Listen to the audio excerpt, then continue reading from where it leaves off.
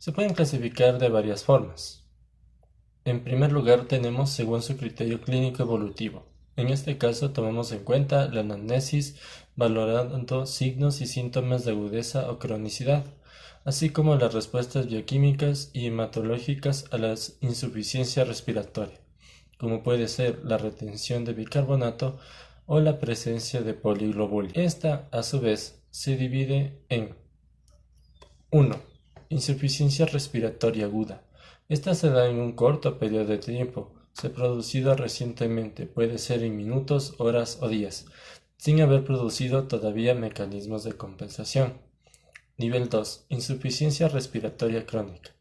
Se instala en días o más tiempo y puede constituir el estadio final de numerosas entidades patológicas, no solo pulmonares, sino también extrapulmonares. En esos casos ya se habían producido mecanismos de compensación. Número 3. Insuficiencia respiratoria crónica reagudizada. Se establece en pacientes con insuficiencia respiratoria crónica, que sufren descompensaciones agudas de su enfermedad de base y que hacen que empeore el intercambio gaseoso. Segundo tipo de clasificación, según mecanismo fisiopatológico subyacente. Número 1. Disminución de la fracción inspiratoria de oxígeno. Las situaciones en las que la presión barométrica o el aporte de oxígeno disminuye producen una disminución en la cantidad de oxígeno inspirado y secundariamente se reducirá la presión alveolar de oxígeno, así como la presión arterial de oxígeno. Este tipo de condiciones lo podemos ver cuando existe una poca cantidad de oxígeno en mezclas gaseosas o asimismo en grandes alturas. 2. Hipoventilación alveolar. En las patologías en las que se halla la bomba ventilatoria, la hipoventilación ocasiona que disminuya la presión alveolar de oxígeno y la presión arterial de oxígeno, con retención de CO2 secundaria. Esto ocurre en enfermedades del sistema nervioso central, enfermedades neuromusculares y alteraciones de la caja torácica. 3. Alteración de la difusión, ventilación, perfusión. En aquellos procesos que se incrementa la separación física del gas y la sangre, dificultan la difusión entre ambos, como puede ocurrir en el engrosamiento de la membrana alveolo-capilar, como en neuropatías intersticiales difusas, o por acortamiento del tiempo de tránsito de los hematíes por los capilares, como es el caso del enfisema pulmonar. 4. Alteración de la relación ventilación-perfusión. Este mecanismo normalmente causa hipoxemia. Las unidades pulmonares mal ventiladas en relación con su perfusión determinan la denaturalización, aunque este efecto depende en parte del contenido de oxígeno en la sangre mixta venosa. Un menor contenido de oxígeno empeora la hipoxemia. Las causas más frecuentes son los trastornos que determinan la existencia de unidades pulmonares mal ventiladas, como puede ser obstrucción de vía aérea,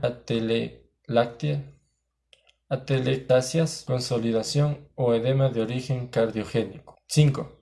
Efecto de cortocircuito derecho-izquierdo. Se conoce como cortocircuito o shunt cuando parte de la sangre venosa llega al sistema arterial sin pasar a través de las regiones ventiladas del pulmón. Esta puede ser anatómica o fisiológica, puede ser intracardíaco como en las cardiopatías congénitas derecha-izquierda, o puede deberse al paso de sangre por unos vasos anómalos dentro del pulmón, por ejemplo, fístulas arteriovenosas pulmonares. La mezcla de la sangre venosa anómala desaturada con sangre arterial reduce la presión arterial de oxígeno en los pacientes con enfermedades pulmonares y alteraciones en el recambio gaseoso pulmonar. La saturación de oxígeno en la sangre venosa mixta está influida directamente por cualquier desequilibrio entre el consumo y el aporte de oxígeno. Por tanto, una anemia no compensada con un incremento en el gasto cardíaco o un gasto cardíaco que no satisface las necesidades metabólicas. En insuficiencia respiratoria es necesario medir los gases para documentar, especificar y cuantificar esta función o disfunción, ya que en una gasometría arterial la presión parcial de oxígeno nos da información sobre la oxigenación arterial y tisular. Para presiones parciales de oxígeno inferiores a 60 milímetros de mercurio, la saturación de hemoglobina cae valores muy por debajo del 90%, comprometiendo la adecuada oxigenación de los tejidos. Por otro lado, la presión parcial de CO2 depende de la producción y la eliminación de CO2. que se relaciona inversamente con la ventilación alveolar. El pH y el bicarbonato nos permite establecer el grado de la compensación renal en los trastornos respiratorios. De esta forma, la presencia de bicarbonato elevado nos permitirá discriminar una insuficiencia respiratoria crónica de una aguda. Para esto debemos tomar en cuenta que una presión arterial de O2 de 60 a 80 equivale a una hipoxemia arterial. Mientras tanto, cuando disminuye de 60, se considera una insuficiencia respiratoria. Asimismo, para la presión parcial de CO2 menor a 35 milímetros de mercurio es conocido como una hiperventilación alveolar o hipocapnia, y todo lo contrario. Mayor a 45 milímetros de mercurio es una hipoventilación alveolar o hipercapnia. Una vez tomado en cuenta estos valores, podemos entrar a la clasificación. Número 1. Insuficiencia respiratoria hipoxémica tipo 1, llamada también oxigenatoria o hipoxémica.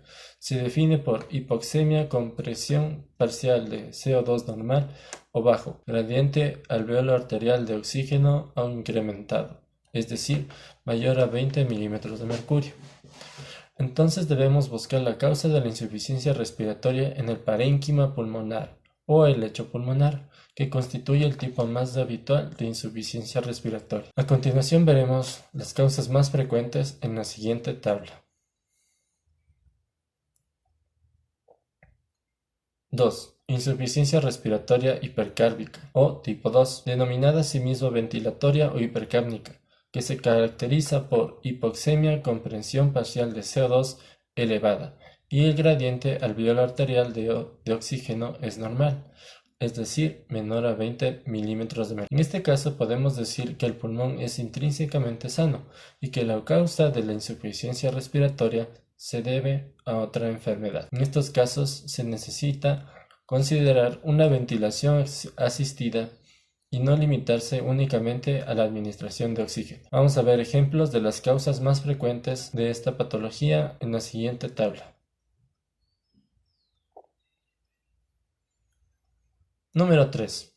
Perioperatoria o tipo 3, en el que se asocia un aumento de volumen crítico de cierre, como ocurre en el paciente anciano con una disminución de la capacidad vital. Esto puede deberse a una limitación de la expansión torácica por obesidad marcada, dolor, ilio, cirugía tóraco-abdominal mayor, drogas, trastornos electrolíticos, etc. Número 4. Asociada a estados de shock o hipoperfusión, o tipo 4, en los cuales hay una disminución de la entrega de oxígeno y la disponibilidad de energía a los músculos respiratorios, en los cuales hay una disminución de la entrega de oxígeno y la disponibilidad de entrega de oxígeno a los músculos respiratorios y un incremento de la extracción tisular de oxígeno. Eso es todo por hoy. Espero les sirva esta información. Muchas gracias.